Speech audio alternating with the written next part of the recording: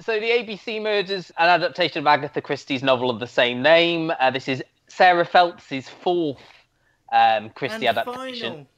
Well, final for now. John Malkovich is portraying the famed Belgian detective Hercule Poirot, but in a different way. This is sort of a world-weary, reclusive version of Poirot, no longer working with the police after sort of the retirement of his sort of ally, Inspector Japp.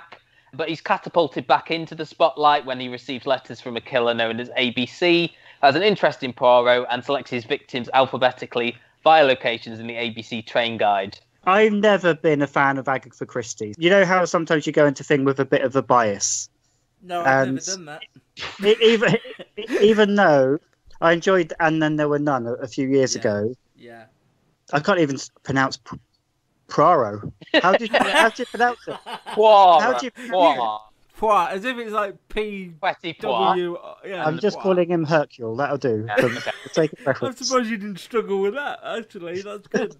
I've never been a fan of the whodunit kind of gathered around, a big round house, pointing at each other and all that kind of stuff. So once it got going, I really enjoyed it. To me, it should have been 2 episodes because it was very slow moving. And once all the reveals happened in episode 3, I was into it, but it just took so long to get there. Would you have carried on watching it if I hadn't set it as homework? Probably not. The reward for it in the end was worth it with the twists. I know that's the point of Agatha Christie, that there's the twists, and it's not how it's all set up to be. And I think the twist was rewarding, but it just took so long to get there for me. I've been fairly vocal on Twitter, and if you follow me, you'll sort of already know my views. I've never also been a fan of Poirot. I found him, the original incarnation from David Suchet, I found him really cartoonish. I didn't ever view him as a real person, and I haven't seen many Poirots because of that. They just weren't in my idea of what a good crime drama is. And I think John Malkovich was a bit of a revelation. I've not seen him in a ton either, but I thought he really embodied this version of Poirot, and I believed it all. I thought it was very atmospheric. I thought the script was brilliant, and I was really hoping we'd get more, but it doesn't look like we will, at least in the foreseeable future. But people on Twitter, and I know I've been guilty of this with other shows in the past, people on Twitter being so disparaging to Sarah Phelps, just they've so actually awful to her. They've included her in the tweets, haven't they, as well? They want her to know that they found it a disgrace. Before we get on to that, do you want to know again? Do you want to know why I think I seem to be left out? You seem very needy tonight. I will say that. I sort of agree with points that you've both made, Luke. I would agree on Malkovich and the atmospherics. I thought it was really well directed, the set pieces in particular. But at the same time, I agree with Michael in it feeling sort of very plodding. I thought the 3rd episode had far too many reveals and took too long to wrap up for me. And I can't say I was engaged for all 3 hours. Of the 4 Phelps adaptations, I would probably say this is my least favourite. Carry on with your social media bashing. I've done that before, and I've been very vocal on shows that I haven't liked, and I have learnt over the years how to do it and how not to do it. But there's no need to be personal. Yeah. But to include a writer, and you know they're going to see it, they can't not see it. I thought it was just wrong. I suppose the closest I've come is I really liked the original Porridge. It's a classic, and when they remade it, I thought it was dreadful. And so, if you're really a Poirot fan of that David Suchet ITV era, and you watch this and you think, this isn't Poirot, and maybe I enjoyed it so much because I'm not a Poirot fan, and maybe the same for you, Michael, but I just found it something very different over Christmas. That I really watched enjoyed. A lot of those original Poirots, but I don't have great memories of this, and I don't think I will have a lasting memory of this really either. Not that I didn't enjoy it in parts, but I don't think, and I don't know if this was expectations coming from you because you really enjoyed it, and there have been several sort of write-ups on it.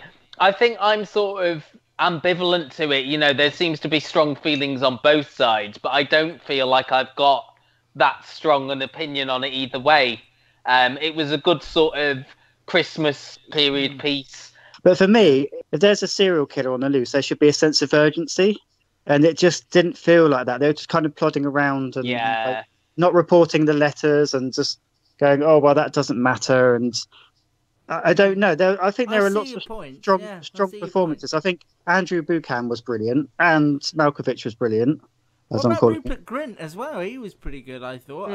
You know, the weird thing about Rupert Grint, I felt like, someone mentioned the programme earlier, Father Brown, he feels like he's been transported from a silly crime drama into a really serious, dark one. I would disagree on Andrew Buchan. I found him to be quite cliched, really, his character.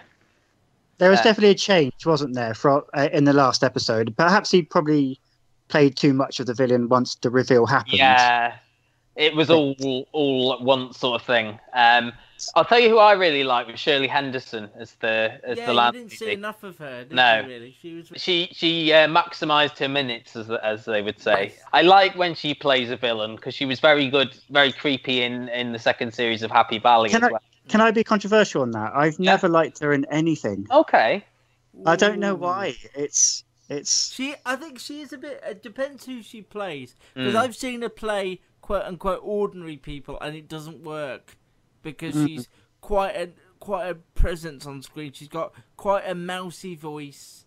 I think in Happy Valley 6 too, it was. Was she a little bit out of place? It was too much. It was too much for what was a realistic, generally, show. She felt detached from that.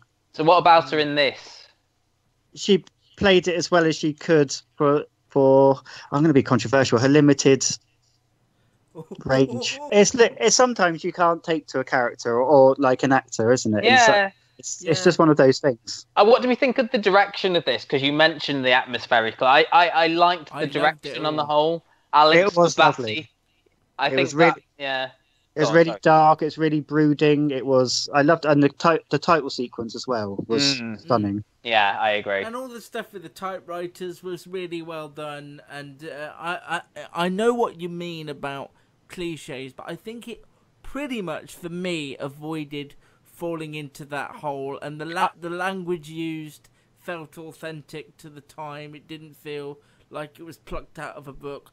I think that it was really good. I would like to see Malkovich tackle another Poirot story, but that seems unlikely. They've handed over the writing of these now to Gwyneth Hughes. Well, that's still on the iPlayer now, the ABC Murders. It's John Malkovich playing Poirot, and it's from Sarah Phelps. Her last one for a while, at least. And are you going to be watching the Christies going forward if Sarah's not involved? Yeah, because I think Christie's to me always seemed a bit fuddy-duddy on ITV, like the Miss Marples and things, and they were always a bit la-di-da, and they weren't set in reality. That's the epitome of the ones that I don't like, I think. See, like Les Mis doesn't appeal, because I don't like anything twee and la-di-da, and I'm glad I got to use la-di-da twice there. I didn't expect to. Look what happened.